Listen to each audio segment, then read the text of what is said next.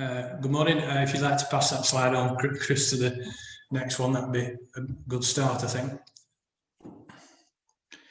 So what we're going to talk about today about solar really is I'm going to assume a certain level of knowledge, but if anybody's got any questions, please don't hesitate to put those up and we'll answer them as we go. And the idea really is to give you some indicative figures on what's the minimum viable system size and scope that you'd install, approximate payback projections, efficiencies of modern panels, key details about what's a suitable building and the siting of panels and access arrangements for those, a basic condition assessment, issues around connections and the processes with the DNO, and the DNO being the district network operator, which is the grid. And we get a lot of inquiries at the moment about battery storage and its considerations and future options. And I think battery storage for most part is going to be a future consideration rather than one for today. If you want to pass over to the next slide, Chris. So just a bit of background about ourselves. Low Carbon Energy Company was established in 2008. We've installed, that probably needs upgrading, to near 50 megawatts now of solar. We're working throughout the UK and Republic of Ireland. Clients include Computer Centre PLC. We're just about to start a very large project for Boohoo. Worked with Irish Water, Network Rail, NHS, Boeing, BMW, Wagamama, McDonald and Drax Power. We've just been appointed as Drax Power's renewable energy installer throughout the UK. We did the largest post-tariff install, rooftop install in 2019 for Computer Centre, which we completed late 2019. So a lot of experience doing what we're doing, and a B2B provider. We don't do domestic work. Chris, if you could go on the next one. To try and give you some indicative figures really of where solar starts to kick in. It works below 50 kilowatts, but we tend to operate at this level and above. So panels have moved where from maybe even 4 or 5 years ago, the panel wattage that you could get out of each panel was around about 250 watts. But we're now talking as a standard of 420 watts. So you can see how much improvement there's been in the output of the panel. And again, the 50 kilowatt system back in 2018, you were looking at around about 200 panels. You're now looking at about 119 to create the same amount of output. And there's not only nominal increase in physical size of the panels. You need approximately 238 square meters, or that's 2,380 square feet of usable roof space, and ideally that would be south or east-west facing. Typically, industrial sheds rather than northern light roofs and things like that. And generally, panel efficiency is moving, again, going back 5-6 years. Output of individual panels was around 17%, and that's moving up to 20% and above now. So the whole system is moving in terms of output per square meter and efficiency within that. That square meterage is growing quite rapidly. Chris, if you want to move on again. Really important part of this process is system paybacks. And we, as a company, what we're trying to do is design a project that will pay back in less than 5 years. And that's before any tax allowances or grants or whatever. And the reason we do that is over a period of time, we've learned that financial directors, managing directors get nervous when the paybacks are over that period. So if they own the building, it's less of an issue, but certainly people who are in leased buildings tend to be on relatively short-term leases, so they don't want to be left with an asset that's not been recovered in value before the lease is up. So that's where we're trying to, and it's important that because you might have a very large roof, but you might not have the demand that suits that. So that's where we're trying to start our process, is by making sure that you get the best value out of it, not necessarily that we fill your roof for you. And to do that, we need recent electric bills. It's a relatively straightforward process, which we can do using Google Earth, and we do a desktop study right at the start. So as long as we've got electric bills, and ideally the half-hour data, because the half-hour data will show us the profile of usage, and that's important in terms, again, of making sure that we design the system correctly, because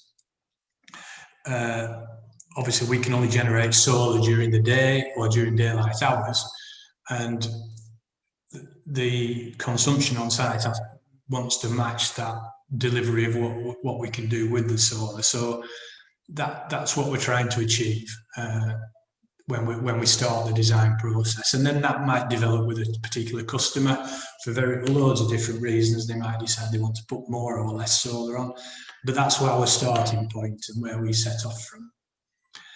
And very rule of thumb, this, it is only a very, very broad guide figure, but if you're a 5-day-a-week business using 100,000 kilowatt hours a year, you're probably looking at a 50 kilowatt system to give you the best return on investment. And part of the reason for that is that if you can use the energy that you generate on site, you're going to be saving somewhere around about, typically now, 15, 16 pence a kilowatt. And if you export that electricity to the grid, people like Drax will pay you maybe 5.5p. So obviously there's more value in consuming that which you generate. There are grants available through the chamber at the moment. We've done quite a lot of work now in the last year or so on using that grant. And as mentioned previously with the LED stuff, there's the 130% tax relief now, and solar PV qualifies for that. So, Chris, if you want to move on a slide. So these are the headlines in terms of solar. Panels are guaranteed for 25 years, dependent on which inverter or warranties you select. You can get up to 20-year warranties on your inverters. So we can guarantee the return on your investment. And we've got a load of track record now with, like I say, with the amount of volume, the amount of solar we've done. We monitor a significant number of our systems, and we can evidence the return on investment for those customers over a long period of time.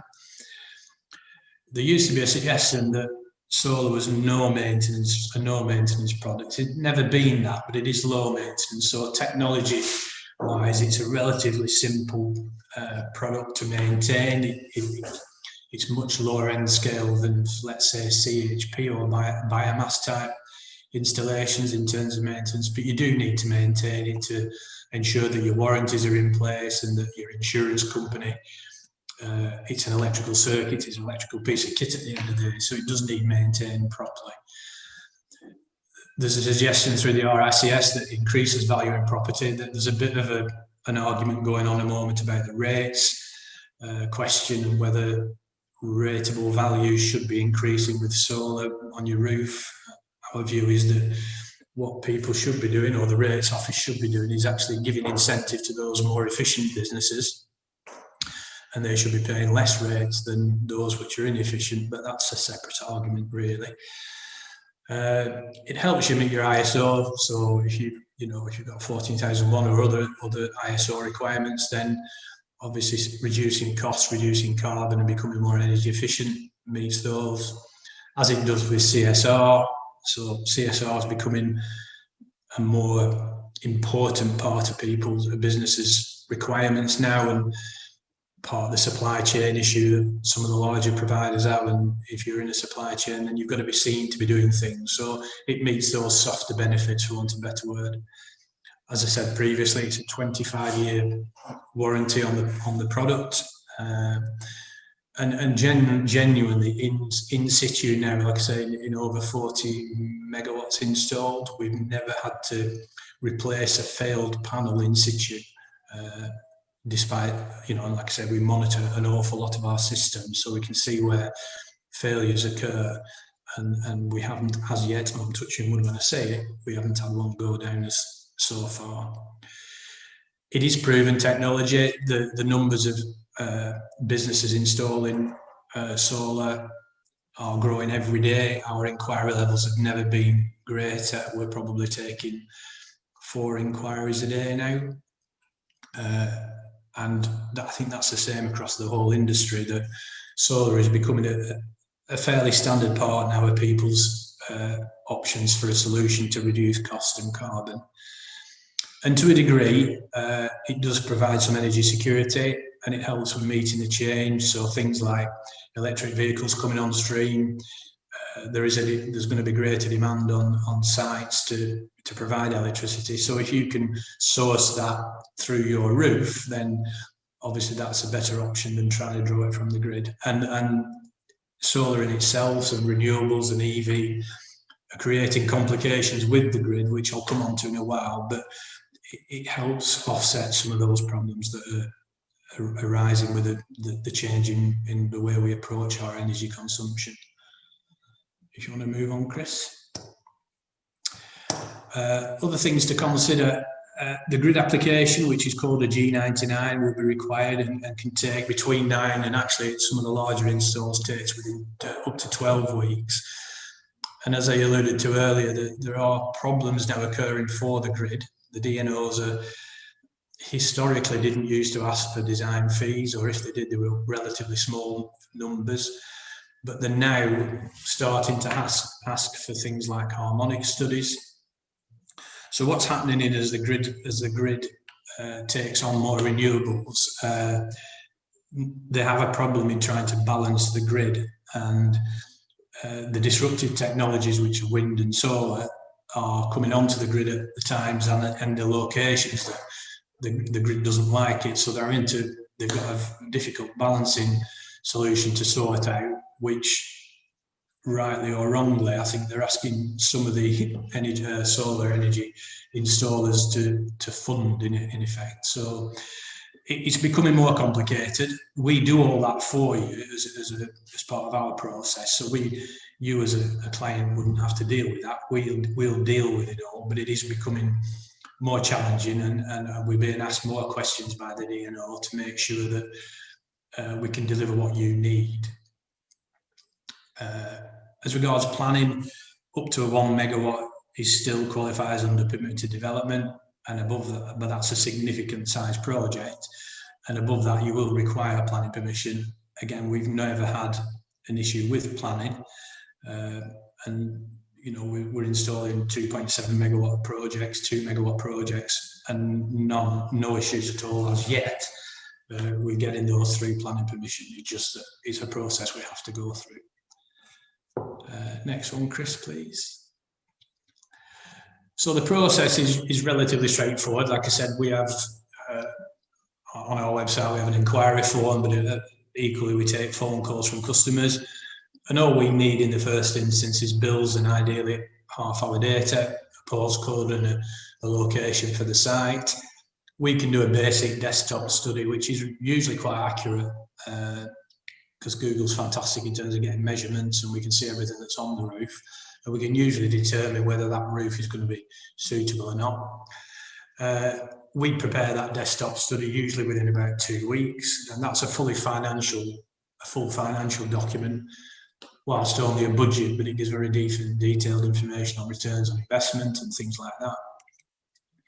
And then if all that was okay, we go to site, we check the details that we think we've got in terms of the roof and the electrics. Again, what we do as part of our price, our overall price, is we would do a structural survey for that and an electrical survey, so that you've got comfort that everything that you're going to put on your roof isn't going to blow away or cause your roof to cave in. And like I said, we do this G99 application, as it's called, and that will take somewhere between 9 and 12 weeks. And so there is, regardless of whether you would want us to start tomorrow, we're guided by that length of time. And what that does do, it gives us time to put you into our program of works, and then relatively quickly, once the G99 has been approved, we can then usually book in within 2 to 4 weeks, and then we're installing around 100 kilowatts a week with a team of installers. So if you wanted a 200 kilowatt system, you're talking 2 weeks to get your design done, 9 weeks for your grid application, a 2-week lead in, so 13 weeks, and then 2 weeks install. 15 weeks later, you could be up and generating your solar for the next 25 years.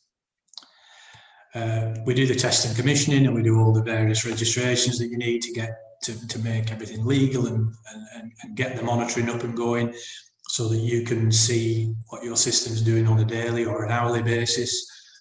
And then we offer an ongoing O&M, and that scales based on system size, complexity of the installation, and what level of maintenance you require as a customer. So some of the larger customers we work for want much more involved O&M than perhaps some of the smaller SMEs that we work for. So it's a fully flexible offer to meet all the different requirements from different customers. Chris, the next one. Chris, can you move on a bit? Sorry, just 1 second, it seems to have frozen itself a little bit. There we go. Apologies for that. Okay, it's no worries. So again, we're going back to the connections and processes, the DNOs. It used to be called a G59, it's now a G99. It takes 12 weeks. There's also a G100, which relates to export limitation, and charges dependent on the design side of it from the grid are somewhere between 250 and 900 quid. Things like harmonic studies, which they're starting to ask for, can range from 900 to some of the larger ones are up at 3,000. £3,000 for a study, so that's got to be added to your cost of the actual installation. And then there's an issue around rateable values. I need to make you aware of that. We've only ever had one customer come to us. So the rates office in the Wisdom in 2017, or the value, I forget, it's not the rates office, I can't remember the name of it, but they put in place a scheme whereby if you installed solar, you increase the value of your building and therefore the rateable value.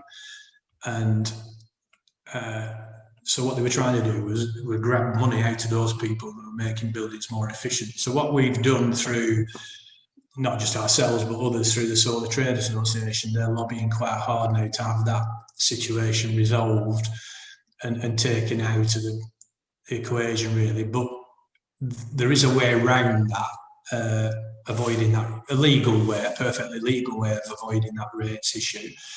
And we've applied that in a couple of instances. And there was one company we installed for, had a rates increase proposed by the office, and they appealed that and won that appeal. So that's the only one that we're aware of that came to cause some problem, but they solved it in the end. But you need to be aware of it, and we may, on an individual basis, we make all our customers aware of that. But there is a way around avoiding that increase in rates. If you hear that from another source, there is a way around that, getting around that. Chris, if the next one. We get a lot of inquiries at the moment about battery storage, and it's a big buzzword.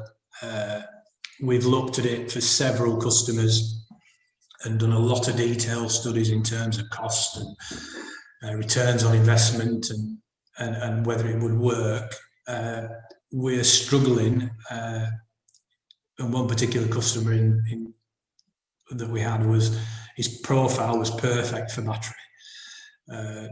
He had very deep pockets. He was very ambitious in terms of what he wanted to achieve, and we couldn't get the paybacks lower than about 13 years, and that's working with 2 or 3 different battery providers.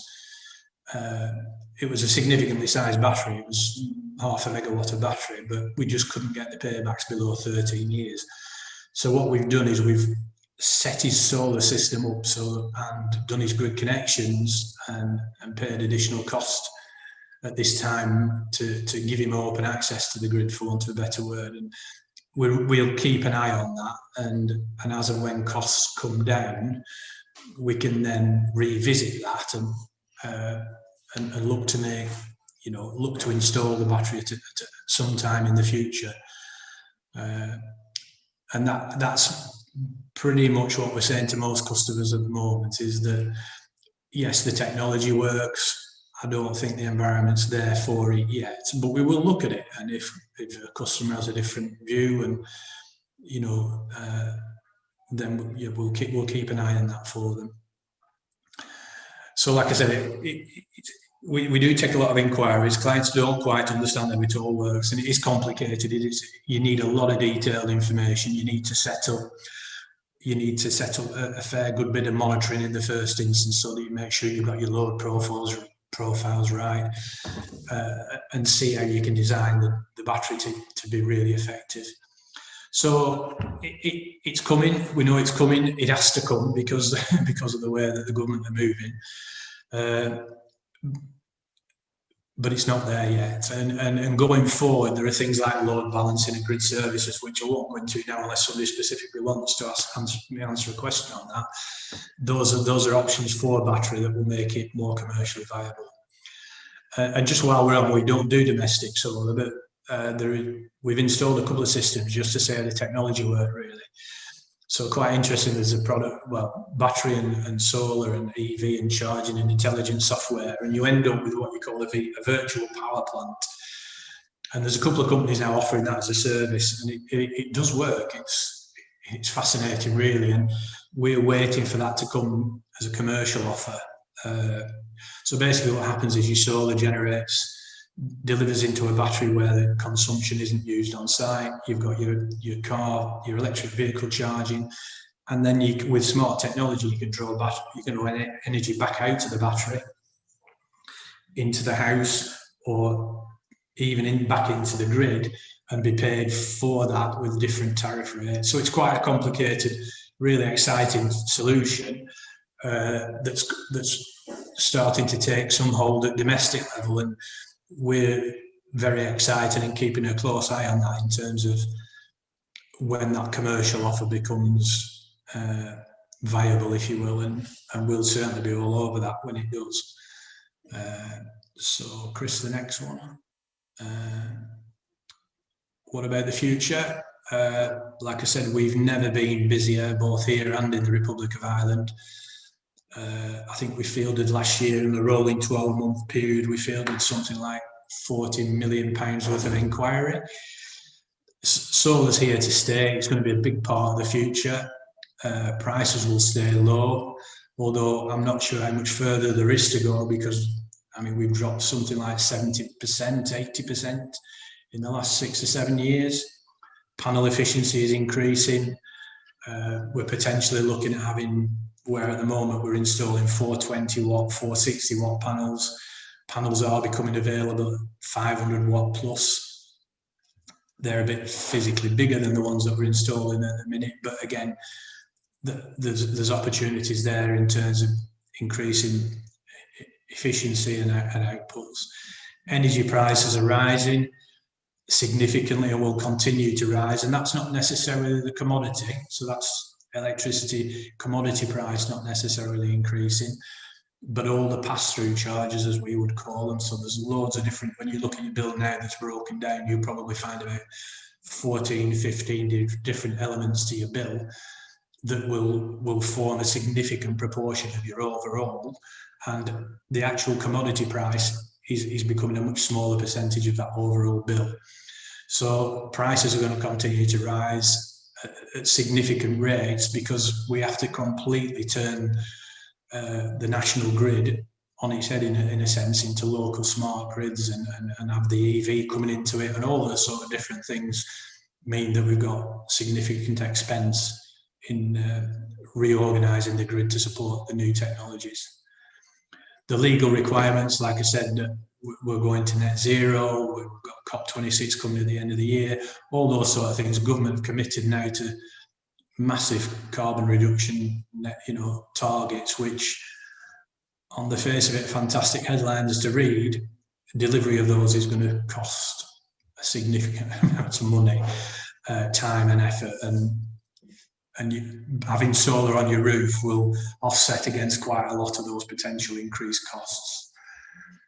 As I mentioned previously, AI brings virtual power plants into play, and we're trying it. The commercial offer was due now. It's not arrived yet, as far as we're aware, but it is imminent, and that brings, again, it's a really exciting part of what we're about. Is all of a sudden you as an owner of a building potentially can generate your own energy, trade energy, draw energy off the grid as and when you need it into batteries, and really be clever and smart. And that's a fantastic opportunity that we know is coming down the line. So, and that relies on batteries coming down in price. We've got issues, like I say, about grid security and grid trading, which I can talk about separately if you like. And after that, it's any questions. I hope I've covered the things that people want to hear. If there's anything you've got questions on, I'm happy to take questions on those. Hello, Jed. There's a couple in the Q&A section. First one based around ethics. So, what do you think of the ethics of panels from China? And have customers ever questioned or asked on that? Funnily enough, they have. We've just, as part of the process we went through in securing that contract with Drax, was we had to evidence that the panels that we were using weren't being manufactured in an unethical way, if you will. So yeah.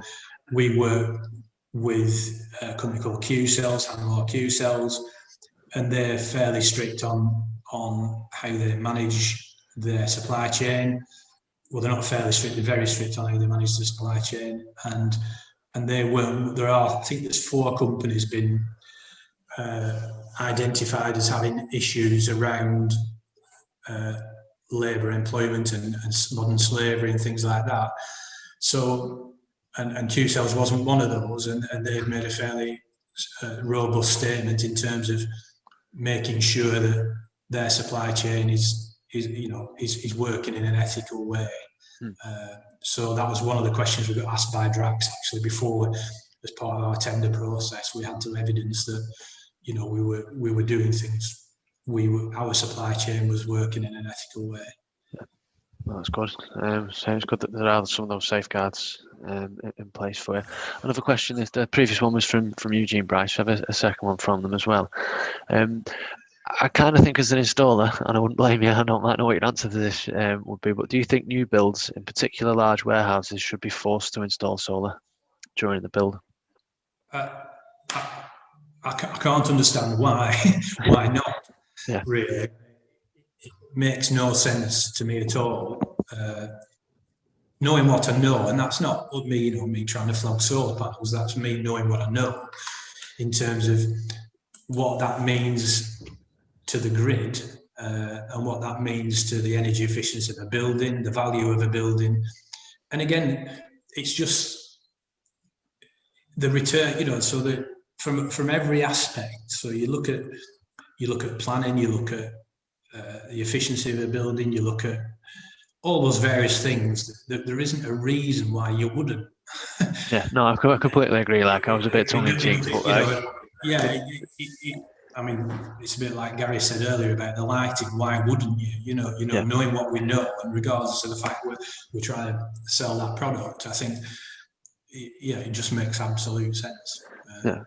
Would there be any considerations? I mean, as you know, I've got a long journey to work up the motorways and past a few sort of big old sheds and that, and used to work in them. Is there any complications to build on that question in terms of? I've been in warehouses for work previously, and obviously I've been in some that have been really super automated, as much as you could imagine, as in an Amazon factory, or it was an Amazon factory. But then you might have one that is just old and traditional racking. In terms of if you were going to fill a roof with solar, what would the considerations be? Would it have to serve that building, especially when you were just your points about demand? So that's the key to it, Chris, is that what you want to know is what is that. So again, you'll see these massive warehouses going down the M6. Barfield have built one just near Chorley there. Yeah. And you look at it and say, well, it's a distribution centre. So within that, you're probably going to have lighting. I would expect, given the scale of it, that it's got quite a lot of electrification in terms of its forklift trucks and things like that. Yeah. So it's understanding the demand and what the profile looks like. But you can design that to a large degree when when a building's being built or designed, the M&E consultants are having to establish what the load of that building is. And if you know that that building is going to be a distribution centre, you know it's going to be working 24/7, we can measure, or we can design a system that would fit that profile quite well. Yeah. And so, yeah, it just makes, again, it's about getting the system right. Yeah. And doing good design and thinking about it at the front end. But yeah, they should be doing it. I mean, funnily enough, we're talking to a very large company at the moment who are building some enormous industrial estates, and they've decided that's what they're going to do. They're going to include solar on all the new builds. Yeah. And they're doing that for the reason of, one, they feel they can get added value in terms of the new build. If they lease the building, they can get greater rentals. What it is doing is reducing significantly the cost of the new, so they're bringing the new supply of electricity into the site, where they're offsetting an enormous amount of cost because they're not demanding the same amount of electricity from the grid. Yeah. So they've recognised that, and as a consequence, we're in conversation, relatively detailed conversation in terms of, we're talking 30, 40 megawatts of solar on these sites. Right. So this, they're getting it. People are getting it now, where 3, 4, 5 years ago it was more of there were different reasons for doing it, if you will. So yeah, I think the early adopters have been taken over now by the 80% in the middle who are just seeing it for what it is. Yeah. Cool. All good. From what I can see, Jed, I don't think we've got anything else in the Q&A, so unless something fires in the last minute as we wrap up. So just to say thank you very much for your time. Obviously, your continued support with the programme, your presentation. It was very informative. Good. And I'm sure if there's anything to say, any further questions from this, or people need to pick your brains, they can either come through us or they can come through to you directly at the low carbon energy company, can't they? Yeah, if you run to the last page, Chris, my details from there, I think. I've done a few clicks. There we go. I do apologise. Yeah, right there, all in print. Yeah. Okay. Fantastic. Thanks very much for your time, Jed. Speak to you soon. Chris, Bye now. Cheers. Bye.